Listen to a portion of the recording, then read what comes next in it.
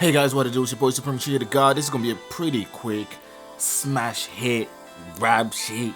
I'm just super fast. I'm actually gonna start doing Invincible. I've been reading Invincible. If you haven't heard of Invincible, very good comic book. I'm gonna make videos on it. I've just been a bit lazy when it comes to like catching up on it. I'm 4 chapters in.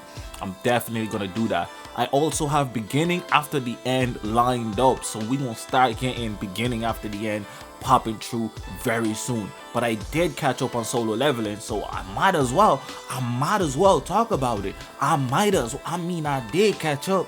If I did that, I feel like it deserves to be talked about. So Solo Leveling right now is kind of in an exciting phase because I think finally we're gonna start getting a bit more story from it, right? That sounds kind of mad. We're like 100 and something chapters in, you're like, wait, we're gonna start getting story from it? Look, the narrative of Solo Leveling is pretty simple.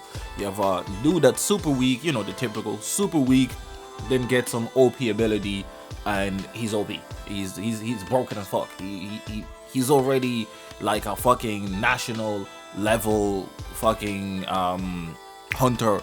You know what I'm saying? Already, like he's built different. He's built different, and so as a result, I think it's important to you know look at some of the side characters. Now, the original healer, a lot of us miss the original healer, but the other like has her like in the back burner, bro. She ain't show up in about 100 chapters, 80 chapters, some shit. She ain't show up really. She like a little flash here, like, oh, she exists. I ain't forget she exists, but you ain't getting her. But like, bro, we want them to be together, man. We want you. You know what I'm saying? Like, what's going on? What's going on? You know, so that's the thing. Now, story wise, I think what I liked recently in the newest chapters, if you haven't caught up, obviously massive spoilers alert. I like, you know, that his dad is essentially seemingly a villain. But it's a little annoying that his dad is also ultra mega OP. Like he fucking soloing state level fucking motherfucking, you know, hunters like it's nothing. Like it's nothing. So that's a little bit okay. It's kind of like the fourth Hokage for Naruto. That was also kind of like you know, it just felt like dude was like always gonna get this power if that's the case type shit. And he also kind of defeated the program that gave him his abilities. Now I feel like there's more to that. I mean there better be more to that, because I feel like if that's how that arc ends, I'll be extremely disappointed. Now that guy kept referring to, you know, to him or the demon inside of him as the master. Now we discover who the master is. I find that whole story super intriguing. I find all of that super intriguing. So in the latest chapter, Jin-ho absolutely decimated Thomas Andre. I wonder how strong Song Jin Jesus Christ. I can't speak names, bro. I can't speak no goddamn names. Okay, I wonder how strong Song Jin-woo is in comparison to everybody else. So far, he's stronger than everybody he's met. Every hunter he's met, he's just he's like way ahead of. There was the guy in China. The guy in China wanted to see him, and the guy in China was like, I don't know, he looked like it took him like 1 or 2 hits at least to beat that monster across the sea. You know what I'm saying? So, you know, I feel like Song Jin-woo is destined to be the strongest. Now I hope that I'm just gonna call it the demon, the nine-tailed demon fox within him, will actually take over. I think it'd be very interesting. I think it'll change the lore, because obviously how the story is tailored, it's going to be, you know, he's going to start losing it, maybe cause a little havoc, and then, you know, somehow hack the system, defeated. Maybe his dad is gonna defeat him, a bunch of them, I don't know. But I don't see him like fully turning evil. I feel like that would change the game, bro. I feel like it would make it so much more intriguing. But that's just me, you know, and wishful thinking. I think he's just gonna overcome it and control the power, and then I don't really know what's gonna happen from there. He's probably gonna end up fighting the gods, or you know, the people that ended up creating this world in the first place, in order to create a battleground for them to repeat the fight. Which is interesting, because obviously they have to reinforce the planet with the magical energy in order for it to be able to sustain the scale of the battle, and by the scale, you know, Song Jin-woo is heading that he's gonna be at the level in pretty soon. One of the strongest guys is literally within him, right? Except I think he might even have more limitless powers than he ever did, even though that guy had like thousands, and I mean thousands of goddamn, you know, Dark Souls roaming around the place. Now why did he beat Thomas up? He had to beat that dude up because that dude, you know, try to like defend a guy that almost killed Jin-ho. And he kind of shows his relationship with Jin-ho is pretty interesting. He respects Jin-ho even though Jin-ho is weak as shit, which I like that about him, obviously. And Jin-ho is probably my favorite character, even though he's still fairly underdeveloped, but we do know about his family, we know about his circumstances, we know about his motivations, and all around he's a really good character. There's not really any other character minus Jin-ho and himself that have been really fleshed out. And that's probably the only thing that's kind of holding this story back from being like an A-tier story. You know, I think if you love just action and fighting and, you know, and don't really care about that emotional blah blah blahs or like, you know, character depth and shit like that, then this is a perfect fucking story. But for me, I'm a bit too old right now to just enjoy punches. You know what I mean? Punches are great, but I need a bit of depth for me to really delve into it. I need to feel the character's motivations. I need to feel the, you know what I'm saying? You know, I feel like maybe he got too strong too quickly, but I think it's also good that he did. And, you know, instead of going through the usual typical 500 chapters of motherfucker getting strong, you know what I'm saying? It's kind of good that he just got strong. He just got good. And that was just it. But I enjoy it. I definitely enjoy it. I'm hoping, you know, with the fact that he has like a quote-unquote demon within him, that's going to play a more significant role. His dad being evil is going to play a massive role, hopefully, and give us an intriguing thing. I hope those hunters out there are way stronger than him. But I doubt it, just because of the spirit, you know, delving within him.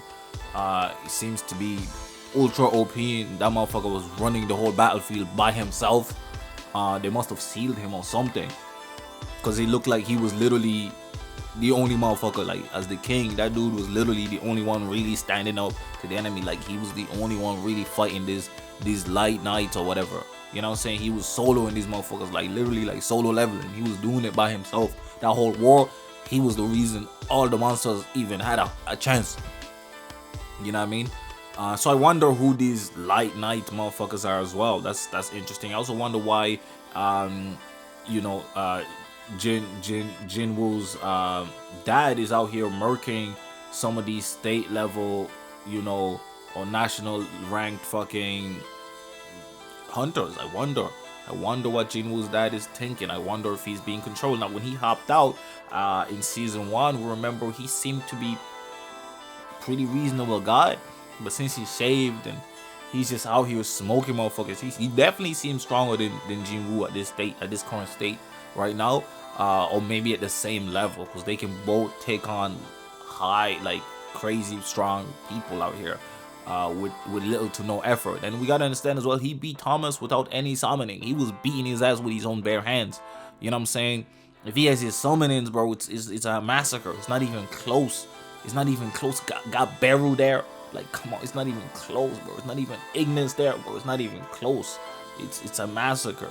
This boy just built different. You know what I'm saying? I suppose that's probably the appeal for solo leveling to a lot of people. The appeal of it is that, but the state of solo leveling, I think there's a lot of excitement, there's a lot of potential still for it to become, I think it's already a top tier action webtoon, right? But I think it has potential to be a top tier webtoon, period. You know what I'm saying? And my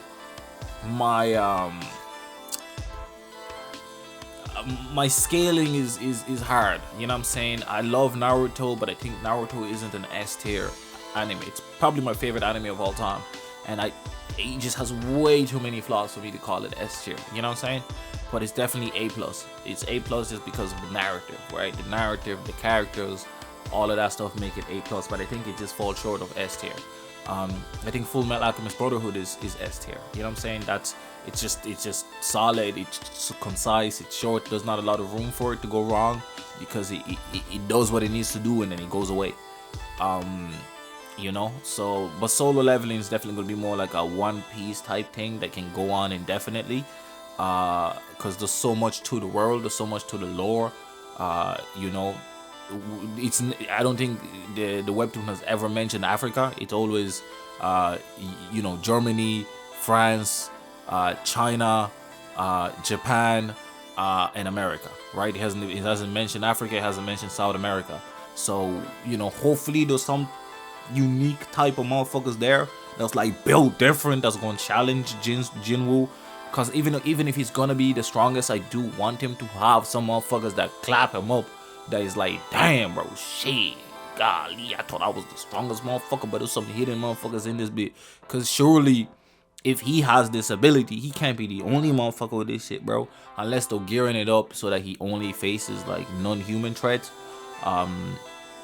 But I kind of want to see the non-human threats motivation. It seems like the monsters are being controlled and manipulated to enforce to open, you know, to go through the gates again to kind of set out that magical energy to prepare for war. So I wonder who's the real master hand behind everything. Now we know that when he went into that hell realm, that it's basically, you know, Japan and the world in flames, in hell, like burnt up, destroyed from that said war that's supposed to happen again. It's just like an indefinite thing that continuously has been happening for eons and eons. What caused the war? Why, you know, why is the quote unquote demon king or soul king or the god of death, you know, why is he siding with the monsters? Is he siding with the monsters? It seems like there was 3 sides to the battle, so it's like, it's really intriguing. There's a bunch of intriguing shit that I wanna like really get clean answers to, you know what I'm saying? But yeah, the state of solo leveling warrior is positive. It's definitely positive. I'm enjoying it a lot more than I did. After the first 30 chapters were phenomenal. I think after it kind of went a little downhill for my opinion, just because, you know, and then the arc where, you know, he met Beru and shit, that was amazing. That was very good. I really enjoyed that arc. And then I think from there it's been climbing. I think season 2 has been better thus far than season 1, which, you know, something that Hardcore Leveling Warrior failed to do. Hardcore Leveling Warrior season 1, you know, I think nearly S tier. But season 2 is definitely maybe on the B side of things. But yeah, I'm enjoying it. I'm enjoying solo leveling, even though I have some criticism. The art is phenomenal. The art is fantastic. It's not Murata, you know what I'm saying? I don't think anybody is Murata like out here, to be honest with you. And if anybody wonder who the fuck is Murata, he's the man that draws One Punch Man.